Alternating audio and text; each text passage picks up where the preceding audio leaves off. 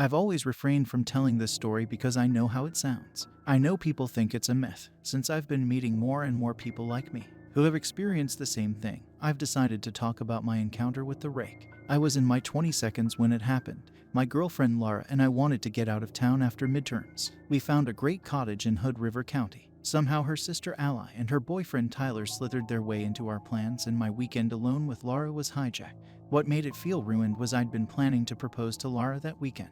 But with Ally and Tyler there, it kinda cut the heart out of the vision I had planned, and I decided to hold off. Ally was nice enough, but I never really got along with Tyler. He was a football player who took too many drugs and was always in everyone's face. The cabin was deep in the woods, and I thought we were lost a few times on the drive up. We arrived at dusk and made dinner right away. Ally and Tyler started to drink and slowly hooked Laura and I into joining.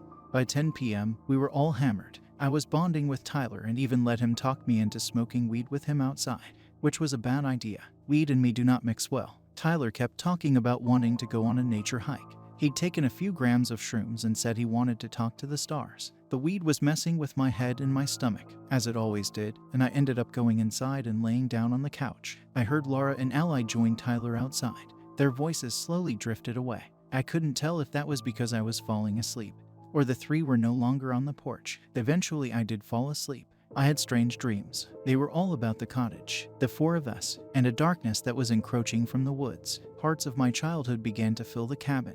Old bikes, posters of cartoons and TV shows. I saw full outfits from my childhood walking through the room without anyone in them. It was just the clothes moving freely, but in the way a person would. An eerie sound took over my dreams. It was coming from outside, and it was getting closer. The front door of the cottage opened and a deep, red light poured in. The eerie sound became clearer and something small shuffled through the door. It was my old dog, Baxter. He walked right up to me and sat down, staring upward. Then a strange sound came out of his mouth. It sounded like he was trying to laugh, but couldn't. I wanted to help him at first, but Baxter started changing. His hair began to fall out. Then his limbs elongated, stretching to lengths longer than my own. His skin was pale and his face looked smooth, like it didn't have a mouth. But it did, because when it finished changing and laid its eyes back on me, a slit opened up on its face that revealed jagged teeth from a previously hidden jaw that unhinged and opened up. Its eyes held mine like I was being hypnotized, reflecting back in a strange cat-like way. The creature's long, spindly arms reached for me as its mouth opened up. The laughing sound grew louder and pumped out of the creature's throat. That's when I woke up. I was still on the couch. The room was dark and I seemed to be alone. Only that strange, attempted laugh was still going. It carried over from my dream and continued. My eyes tracked through the room, trying to find the origin of the sound. I wished they hadn't. In the back corner, something was crouched down, staring back at me. I could see the same cat-like reflection in its eyes as my dream. Slowly, my vision adapted to the darkness and I saw the creature that Baxter turned into. The creature that many others have referred to as the Rake. It received the moniker from its description given by the few survivors who have encountered the Rake and lived to talk about it.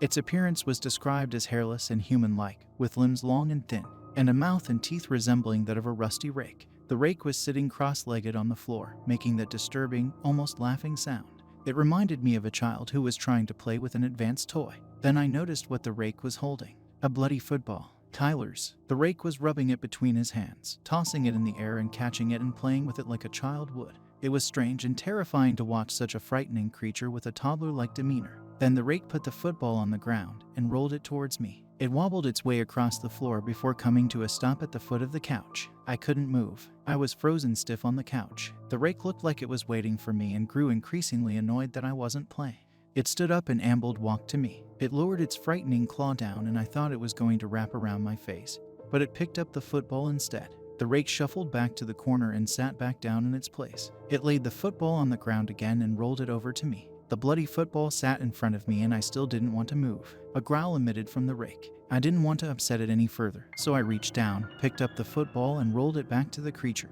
The rake bounced on the spot excitedly. Its attempted laughter got heavier, more strained and forced. The rake picked up the ball joyously and rolled the ball back. I went to grab the ball again, and saw my hand, which was covered in the blood from the football, also had strands of long blonde hair in it, just like Laura's. I tensed my stomach so I didn't throw up right there. I didn't know what happened to the others, but it was clear they'd made violent contact with this thing and at least one of them was badly injured. I had to get away from that thing. Seeing that the creature was enjoying the passing back and forth, I decided that my next throw would bounce around the corner and into the kitchen. If the creature followed it, I'd have a few seconds to run down the hall and put a door between me and that thing. The rake rolled the football back. I picked up the bloody ball and threw it underhand to the left, sending it right through the kitchen doorway and bouncing around inside. The rake took off, quickly following the ball into the kitchen. I shot up off the couch and ran down the hallway towards my bedroom. Then I heard footsteps behind me and saw the rake was chasing after me, gaining quickly. I turned into the first room I could, which was the bathroom.